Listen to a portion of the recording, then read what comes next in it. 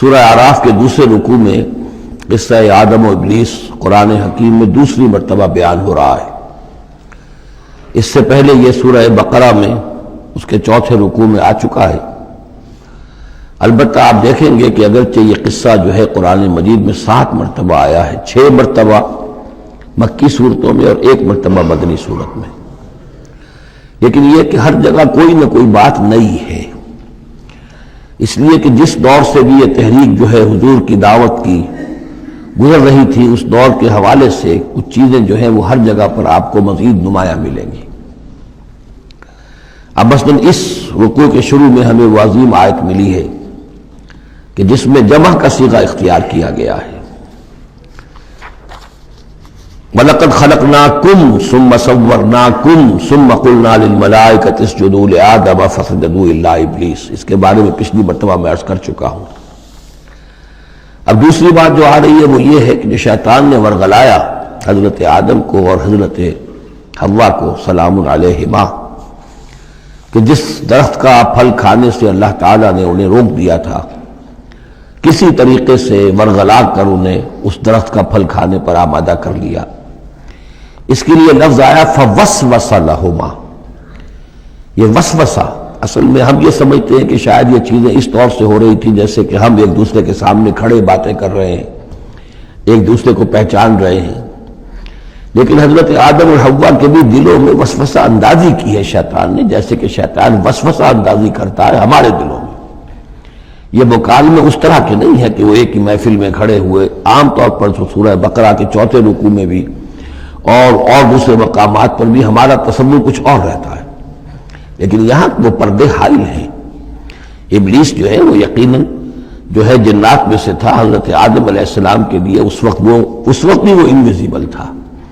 لہذا لفظ جو آیا ہے فوسوس لہما الشیطان، وسوسہ ان کے دلوں میں ڈالا۔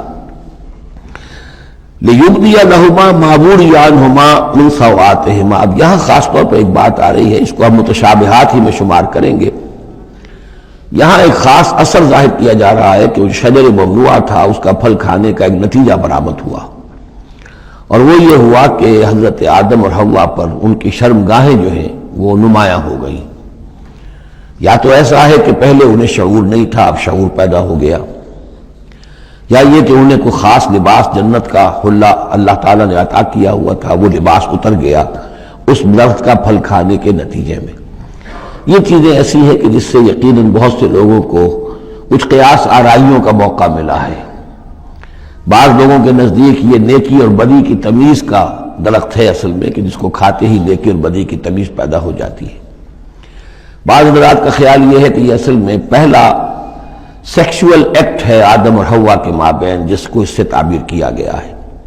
یہ مختلف آراء ہیں، مختلف جو ہیں اس میں قیاسات ہیں، لیکن صحیح بات شکل یہی ہے کہ اس کے ضمن میں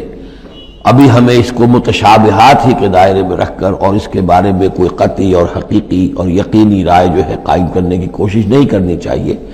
تاکہ کہیں اور معلومات جو ہیں ہماری سائنس کے ذریعے سے اکتشافات اور معلومات کا دائرہ اور وسیع ہو جائے تو اس سے ہم پہنچ جائیں اس کی کنہ تک کہ وہ درخت کون سا تھا۔ لیکن یہاں ظاہر کیا گیا ہے کہ شیطان نے جو وسوسہ اندازی کی ان کے دلوں میں وہ یہ تھی، فوسوس لهما الشیطان ليبدي لهما ما وري عنهما من سوآتهما وقال ما نهاكما ربكما عن هذه الشجرة، اور اس نے کہا، یہ وسوسہ اندازی کی کہ نہیں روکا ہے آپ دونوں کو آپ کے رب نے اس درخت سے، الا ان تکونا ملکین، مگر یہ کہ کہیں آپ نہ ہو جائیں فرشتے نہ بن جائیں، او تکونا من الخالدین، یا ہو جائے آپ ہمیشہ ہمیش رہنے والے۔ اب اس میں سیدھی سی بات یہ ہے کہ فرشتوں کو تو جھکایا گیا حضرت آدم کے سامنے، تو فرشتہ بن جانا کون سی بہت بڑی بات تھی، لیکن یہ کہ انسان بسا اوقات اپنی اصل حقیقت کو، اصل مقام کو بھول جاتا ہے، نسیان ہو جاتا ہے، اور یہ بات گویا کہ شیطان کے وسوسہ اندازی سے ان کے ذہن میں پیدا ہوئی، یا یہ کہ آپ ہمیشہ ہمیش رہیں اور آپ پر موت طاری نہ ہو۔ وَقَاسَمَهُمَا إِنِّي لَكُمَا لَمِنَ النَّاصِحِينَ، اور انہوں نے قسمیں کھا کھا کر اس نے یقین دلایا میں آپ کے لیے بہت یعنی مخلص ہوں، اور جو رائے دے رہا ہوں وہ بہت صحیح ہے۔ فَدَلَّاهُمَا بِغُرُورٍ، تو دھوکہ دے کر انہیں، جس کو ہم کہتے ہیں مائل کر ہی لیا، شیشے میں اتار ہی لیا۔ فلما ذاق الشجرۃ، تو جب ان دونوں نے چکھ لیا اس درخت کے پھل کو، بدت لہما سوآتہما، ظاہر ہو گئی ان پر ان کی شرمگاہیں، واتفقا یخصفان علیہما من ورق الجنہ، اور وہ اب لگے درخت کے جو جنت کے پتوں کو گانٹھ کر اپنے لیے لباس بنانے کے لیے، تفقا یخصفان، گانٹھنے لگے، جوڑنے لگے کہ جو جنت کے پتے تھے ان کو سی کر آپس میں اپنی سطر جو ہے وہ سطر پوشی کریں اور اپنی شرمگاہوں کو ڈھانپیں۔ وَنَادَاهُمَا رَبُّهُمَا، اور اب پکارا انہیں ان کے پروردگار نے، أَلَمْ أَنْهَكُمَا، کیا میں نے منع نہیں کیا تھا تمہیں، أَن تِلْكُمَا الشَّجَرَةَ، اس درخت سے، وَأَقُلْ لَكُمَا، اور میں نے کیا کہا نہیں تھا تم سے، إِنَّ الشَّيْطَانَ لَكُمَا عَدُوٌّ مُّبِينٌ، کہ شیطان تم دونوں کے لیے بڑا کھلا دشمن ہے۔ قَالَا رَبَّنَا ظَلَمْنَا أَنفُسَنَا، تو ان دونوں نے کہا کہ اے رب ہمارے، ہم نے اپنے اوپر ظلم کیا، زیادتی کی، ہم اپنی غلطی کا اعتراف کرتے ہیں۔ وَإِن لَّمْ تَغْفِرْ لَنَا وَتَرْحَمْنَا لَنَكُونَنَّ مِنَ الْخَاسِرِينَ، اور اگر تو نے ہمیں معاف نہ فرما دیا اور ہم پر رحم نہ فرمایا تو ہم تو تباہ ہونے والوں میں ہو جائیں گے۔ یہاں ایک بات اور نوٹ کر لیجئے، ایک تو یہ کہ یہاں کہیں بھی ایسا اشارہ نہیں ہے کہ ابلیس نے یہ وسوسہ ابتداءً حضرت حوا کے دل میں کیا۔ عام طور پر ہمارے ہاں جو کہانیاں مشہور ہیں وہ یہ ہے کہ حوا جو ہے ذریعہ بنی ہے حضرت آدم کو بھی گمراہ کرنے کا، وہ اشارہ نہ سورہ بقرہ میں اس کا ہے نہ یہاں ہے، بلکہ جمع کوئی جو تثنیہ کا صیغہ ہے مسلسل چل رہا ہے، ان دونوں کے لیے معاملہ ہے، بیک وقت ہے۔ تو یہ اصل میں جو عیسائی دنیا میں تصور پیدا ہوا ہے کہ عورت فی نفس ہی برائی کی مظہر ہے، ایو سے ایول، ایو حوا اور ایول بری شے، یعنی عورت فی نفس ہی برائی کی جڑ ہے۔ چونکہ ان کے ہاں رحمانیت پیدا ہوئی، شادی نہ کرنا جو ہے وہ گویا کہ اعلیٰ روحانی زندگی کے لیے شرط قرار پایا، عورت سے قرب اور تعلق جو ہے وہ بڑی گھٹیا بات، دنیا داری کی زندگی، حیوانی زندگی قرار پائی۔ تو یہ تصورات قرآن میں کہیں نہیں ہے، یہ تو جیسے کہ آدم کا معاملہ تھا ویسے حوا کا معاملہ تھا، اور شیطان نے دونوں کو ورغلایا ہے اور دونوں نے اللہ سے معافی مانگی ہے۔ دوسرے یہ کہ یہاں نوٹ کر لیجئے کہ یہاں یہ بتا دیا گیا کہ وہ الفاظ کیا تھے۔ وہاں سورہ بقرہ میں ہم پڑھا آئے فَتَلَقَّى آدَمُ مِن رَبِّهِ كَلِمَاتٍ فَتَابَ عَلَيْهِ، حضرت آدم کے دل میں جو ایک سخت پشیمانی کے جذبات پیدا ہوئے تو اس کے لیے الفاظ خود اللہ تعالیٰ نے تلقین فرما دیے، اور وہ الفاظ یہ ہیں ربنا ظلمنا انفسنا وان لم تغفر لنا وترحمنا لنكونن من الخاسرین قال اهبطوا بعضكم لبعض عدو، اور اللہ نے فرمایا کہ اب اترو یہاں سے۔ حبوط کے بارے میں گفتگو میں سورہ بقرہ میں کر چکا ہوں، تم ایک دوسرے کے دشمن ہوگے، عداوت جو ہے وہ چل رہی ہے شیطان اور اس کی ذریت اور حضرت آدم کی اولاد، اس کے مابین تو سب سے بڑی دشمنی ہے، مستقل دشمنی ہے۔ باقی یہ ہے کہ انسانوں کے اندر بھی آپس میں دشمنیاں چلتی ہیں۔ وَلَكُمْ فِي الْأَرْضِ مُسْتَقَرٌّ وَمَتَاعٌ إِلَىٰ حِينٍ، اور اب تمہارے لیے زمین میں ٹھکانہ ہے اور ساز و سامان ہے، ضرورت کی چیزیں ہیں، إِلَىٰ حِينٍ، ایک وقت معین تک کے لیے، یہ ابدی نہیں ہے، ہمیشہ کے لیے نہیں ہے، ایک خاص وقت تک کے لیے اب تمہیں وہاں رہنا بسنا ہے،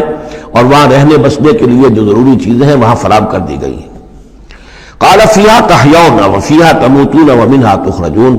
ساتھ یہ بھی فرما دیا کہ اب اسی زمین میں تم رہو گے اور اسی میں تم مر کر داخل ہو جاؤ گے، فیہا تموتون، اسی میں مرو گے، ومنہا تخرجون، اور اسی میں سے تمہیں دوبارہ نکال لیا جائے گا بعث بعد الموت۔ یا بنی آدم قد انزلنا علیکم لباسا یواری سوآتکم وریشا، اب یہاں ایک جو یعنی ایک راہبانہ تصور ہی، الٹا قسم کا راہبانہ تصور جو ہے یوں سمجھیے کہ پیدا ہو گیا تھا عرب کے لوگوں میں بھی۔ وہ سمجھتے تھے جیسے آج بھی دنیا میں نیوڈسٹ سوسائٹیز جو ہیں وہ کہتے ہیں لباس ایک تکلف ہے، خام خواہ ہے، جب انسان کو اللہ نے پیدا کیا تو کوئی لباس نہیں ہوتا، پھر حیوانات کا کوئی لباس نہیں ہے، یہ خام خواہ ایک تکلف ہے انسان نے جو اپنے لیے اختیار کر دیا ہے۔ عرب میں یہ رواج پڑ گیا تھا کہ مادر زاد برہنہ ہو کر مرد اور عورتیں طواف کرتے تھے خانہ کعبہ کا، اور یہ گویا کہ بڑا اونچا کام تھا، گویا کہ ہر تکلف سے، یعنی بہرحال اب بھی ہم طواف کرتے ہیں تو صرف 2 چادریں ہوتی ہیں، انہوں نے کہا کہ وہ چادروں کا تکلف بھی کیا کرنا ہے، بس جیسا بھی اللہ نے پیدا کیا ہے مادر زاد برہنہ مرد اور عورتیں جو ہیں وہ طواف کرتے تھے، اور اس کو بڑا نیکی کا کام سمجھتے تھے، بہت یوں سمجھیے کہ اپنی یعنی سیلف اینیہیلیشن یا اپنی نفی ذات جو ہے اس کا بہت بڑا مظہرہ تھا. اب اس کی یہاں تردید ہو رہی ہے. یا بنی آدم، آدم کی اولاد، قد انزلنا علیکم لباسا، ہم نے تم پر لباس اتارا ہے، یواری سوآتکم، جو تمہارے شرمگاہوں کو ڈھانپتا ہے، وریشا، اور تمہارے لیے آرائش کا سبب بنتا ہے، زیبائش اور آرائش کا. لباس التقوی ذالک خیر، اور اس سے اوپر پھر ایک اور لباس ہے، اور وہ لباس ہے تقوی کا لباس. ظاہر ہے کہ وہ سب سے بہتر ہے. اگر تقوی کا لباس نہیں ہے تو بسا اوقات اور انسان لباس پہن کے بھی ننگا ہوتا ہے، اتنا تنگ لباس کہ اس میں جسم کے سارے نشیب و فراز ظاہر ہو رہے ہوں، یا اتنا باریک لباس عورتوں کا کہ جس میں وہ جسم اندر سے جھلک رہا ہو، تو وہ لباس پہنے ہوئے بھی، جیسے کہ حضور نے فرمایا اللہ تعالیٰ لعنت فرمائے ان عورتوں پر جو لباس پہن کر بھی ننگی رہتی ہیں. تو لباس التقوی ذالک خیر، ایک اور اضافی جو ہے وہ تقوی کا ہے، شرم ہو، حیا ہو، تقوی ہو. ذالک من آیات اللہ لعلہم یذکرون، یہ اللہ تعالیٰ کی آیات میں سے ہے تاکہ یہ لوگ نصیحت اخذ کریں. یا بنی آدم لا یفتننکم الشیطان، اے بنی آدم دیکھو تمہیں شیطان اب نہ بچلانے پائے، نہ دھوکہ دینے پائے، نہ فتنے میں ڈالنے پائے. کما اخرج ابویکم من الجنہ، جیسے کہ تمہارے دونوں ماں باپ جد امجد اور اماں حوا کو اس نے نکلوا دیا تھا. کما اخرج ابویکم من الجنت، جنت سے، ینزع عنہما لباسہما، اور وہ ان سے اتروا لیا تھا اس نے ان کا لباس جنت کا، لیریہما سوآتہما، تاکہ دکھائے انہیں، ان پر عیاں کر دے ان کی شرمگاہیں. انہ یراکم ہوا وقبیلہ من حیث لا ترونہم، ایک بات جان لو کہ وہ یعنی ابلیس خود، چونکہ اسے بھی چھوٹ ملی ہوئی ہے قیامت تک کے لیے، وہ مسلسل زندہ ہے، اور قبیلہ اور اس کی قوم، اس کی ذریت اور اس کے جو ایجنٹ ہیں جنات میں سے، کیونکہ وہ انویزیبل ہیں تو وہ تمہیں دیکھتے ہیں، تاکتے ہیں تمہیں، تم پر داؤ لگاتے ہیں. یراکم ہوا وقبیلہ من حیث لا ترونہم، جہاں سے تم انہیں نہیں دیکھ سکتے.